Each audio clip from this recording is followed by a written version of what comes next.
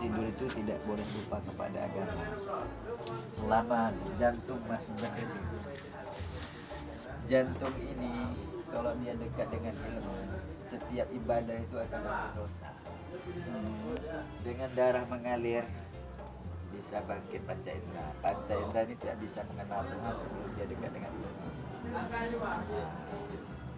Di ilmu ini, ketika ilmu dapat perintah, dia beribadah dengan darah ini, baru dapat kesucian, jalan terang, bening, dapat rahmat akhirnya. Jadi dibuat oleh Cun Yadin, semua ini harus dikelilingi oleh ilmu tauhid. Ini lambang yang sebenarnya. Kalau kita ingin kejayaan, kejayaan itu harus dekat dengan ilmu. Ya. Ilmu ini harus dekat dengan perjuangan dan pengorbanan, baru dapat kejayaan. Jadi tiga ini harus untuk mencapai ini, karena tanpa ilmu semuanya gelap, nggak akan nampak kejayaan. Jadi darah dengan ilmu itu harus berfungsi. Kalau sudah punya ilmu tidak boleh tidur nyenyak. Kuning Harus berjuang. kuning bermaknanya ilmu.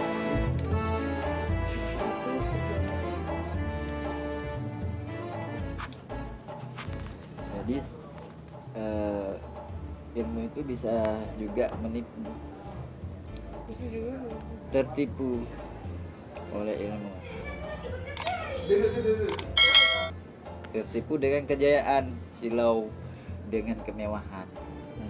Makanya Cun Yadin ditipu oleh Belanda dengan kemewahan, beliau tidak tertipu. Kenapa begitu?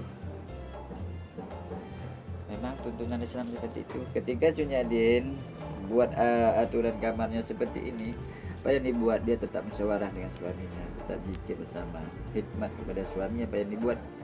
Walaupun ada pembantu 4 orang di rumah enak, di rumah Cun Yadin ada 4 orang pembantu, nggak pernah Cun Yadin suruh untuk muliakan suami, bagi makan suami, nggak pernah disuruh oleh Cun Yadin. Tetap dia sendiri, karena tanggung jawab seorang istri kepada suami bukan Pembantu langsung dilayan sendiri. Ya. Dia berhias untuk suami, maka lemari pakaiannya di luar.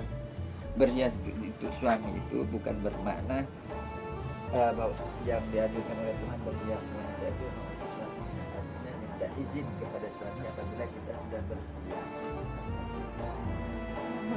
Itu yang jarang dibuat oleh sekarang. Dia berhias tanpa izin suami dan pergi, maka setan masuk. Kalau sudah izin suami, pasti ada aturan. Kamu untuk siapa? Seperti kita datang ke dunia ini untuk apa?